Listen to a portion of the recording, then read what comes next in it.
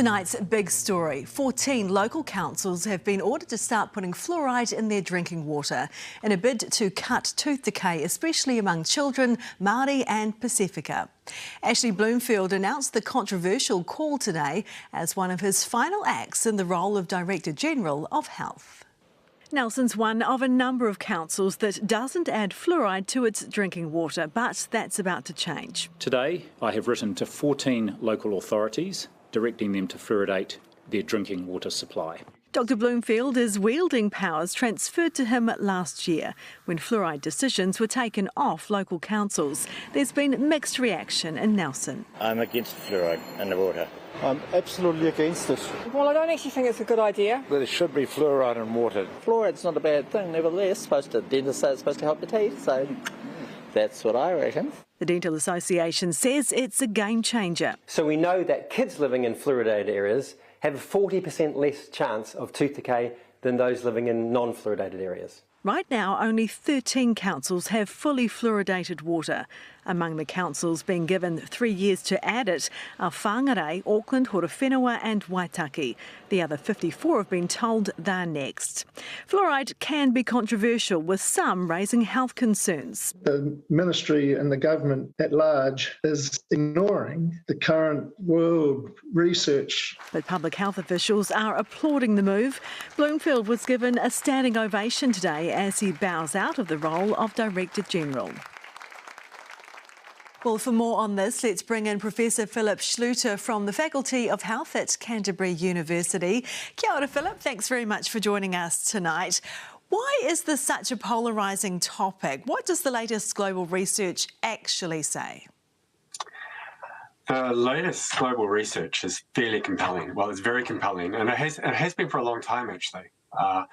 Right from last century, we've had overwhelming information on the effectiveness of fluoridation, community water fluoridation, and it was actually labelled as one of the public health successes by the CDC, which is a large, important body based in America.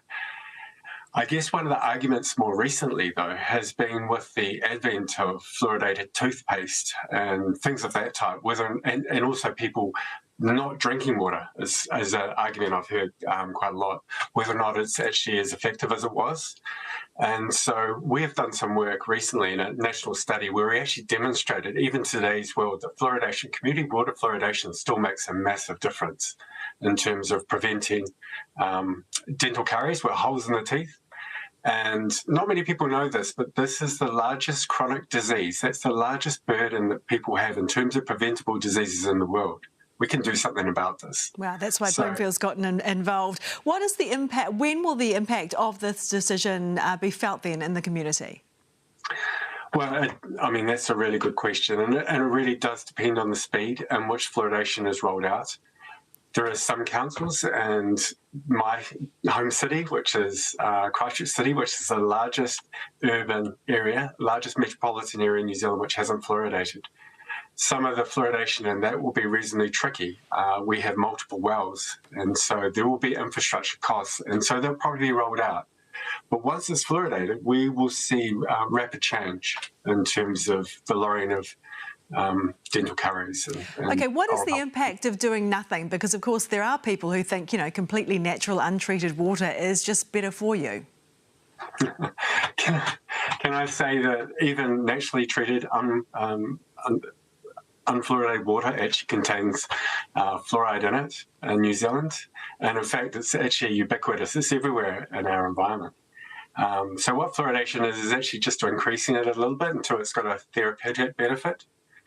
But I guess what I would say in terms of the argument for not fluoridating is that there are indirect and direct costs. We know it's effective. We know that it reduces caries by about 40% in children. So that means that there's going to be a whole bunch of children that will benefit from having good teeth. And that actually makes a difference, not in terms of just their oral health, but in terms of their physical well-being and their mental well-being and a whole bunch of things. And indeed, it's shown to that if you have problems with your oral health, that you don't do so well at school. So there's a whole lot of flow-on effects. OK, lovely. Thanks very much for your thoughts on that tonight, Philip. Thank you, Ingrid.